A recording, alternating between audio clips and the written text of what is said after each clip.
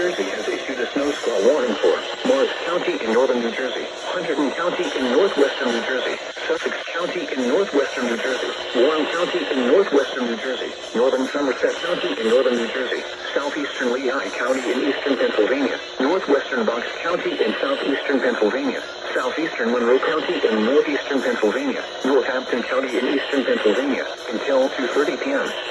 At 1:36 p.m., a dangerous snow squall was located along a line extending from near Alpine Mountains to near Emmaus, moving east at 45 miles per hour.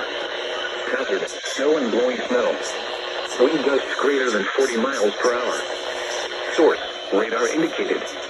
Impact: dangerous life-threatening travel. This includes the following highways: northeast extension between mile markers 48 and 50. Interstate 78 in Pennsylvania between mile markers 59 and 76. Interstate 78 in New Jersey between mile markers 0 and 39. Interstate 80 in Pennsylvania between mile markers 309 and 314. Interstate 80 in New Jersey between mile markers 0 and 47. Interstate 287 in New Jersey between mile markers 14 and 54.